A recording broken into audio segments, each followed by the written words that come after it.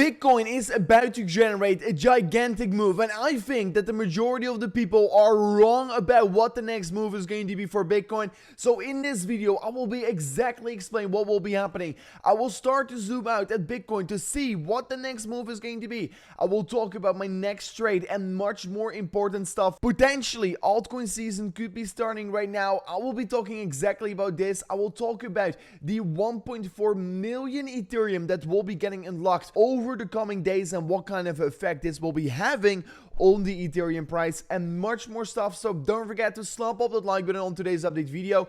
Can we smash it back above 500? That will be absolutely incredible. And with that being said, let me jump straight away in towards the content. And once looking at the imminent short term for Bitcoin, we do know that ever since yesterday, we've seen a slight decreasement for Bitcoin after we created the significant bearish divergence on the top side. Right now, Bitcoin is still creating a higher high on that 1 hour time frame, and we're basically still trending towards the upside.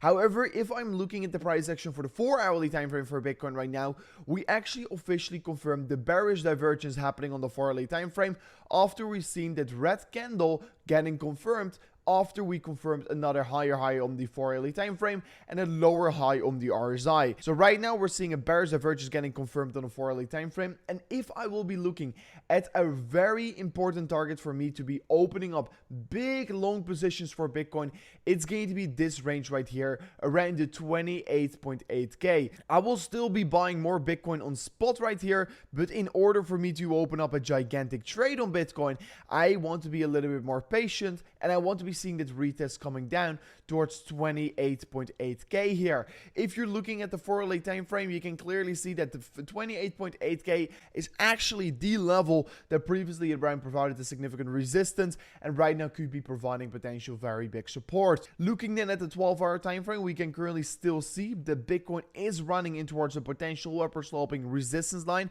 and every single time we've touched this level, we've seen a significant rejection. Like you can see here, we got rejected in 4 times in a row. Here we saw rejection. Here we saw multiple rejections. And currently, yet again, we're seeing 2 major rejections from of this exact trend line right here. And what is interesting to see, if I'm opening up the RSI, we can currently actually start to see that the price action of Bitcoin is creating a lower high on the RSI for the 12-hour time frame, while the price action is indeed confirming a higher high, what means that we're currently creating that potential bearish divergence on the 12-hour time frame for Bitcoin. So this is very important to be paying attention towards. And like I've said for quite a while already, if I am looking at the daily time frame for Bitcoin, I am actually quite cautious. Why? Is because the momentum is really drying up right here. And I've said this for approximately 3 days in a row here, ever since we broke above $30,000. The momentum is drying up here. And this is a dangerous signal because we're creating, of course, a lower high on the RSI, a lower high on the MACD, while the price action is confirming a higher high, what means that we're creating a bearish divergence, what means that momentum is drying up. And what this means for the price action of Bitcoin are 2 things. One thing is either we're going to see a lot of sideways price consolidation for Bitcoin. That will be a good thing in my opinion. The other thing could be that we're going to see a bearish momentum getting generated for Bitcoin and we're going to see a slight cool phase just like we had right here. So if that will be happening, I wouldn't be surprised we saw it happening over here and eventually we continue to trend up here. And I am not bearish for the longer perspective. If we will be seeing that small decreasement in price, I still think the trend is overly bullish, so we will see that continuation towards the upside. The reason why I'm also saying the trend is overly bullish is because if I'm looking actually at the 3-day time frame, we are literally trading in somewhat of a parabolica for Bitcoin right now.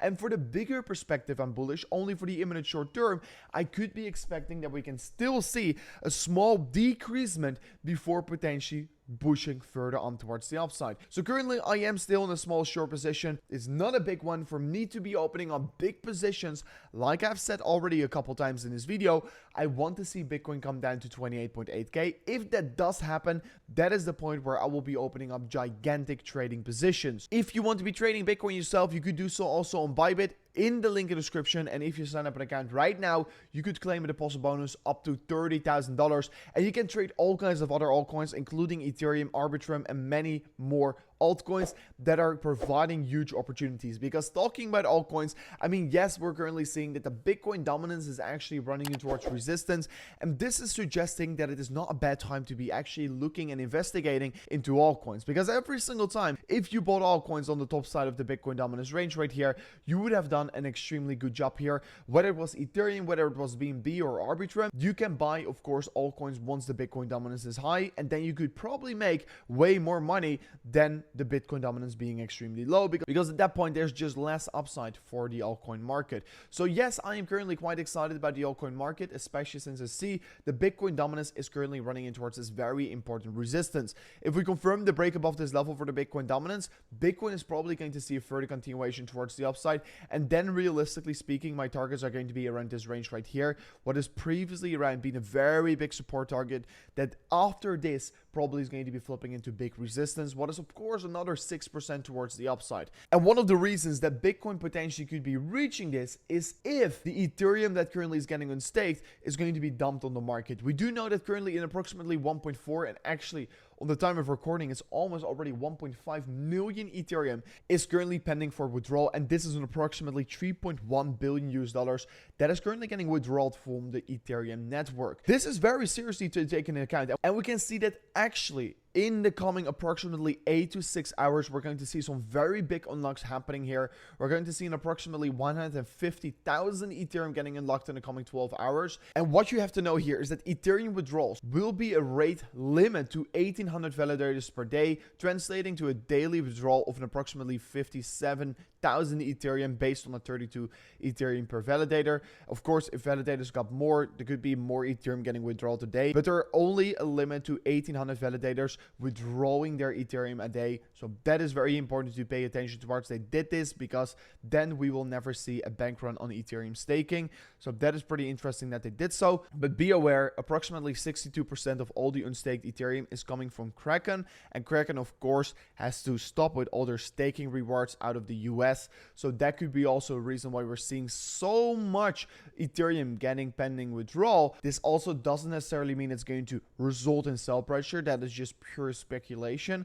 But yeah, make sure to take into account we could see a lot of sell pressure occur in the market. It could also be that the people that are stopping to we could also see that potentially the people that are actually stopping to stake their Ethereum are not going to sell their Ethereum at all. And then it will definitely not do anything with the price action of Ethereum. So that is very important to be paying attention towards right now here.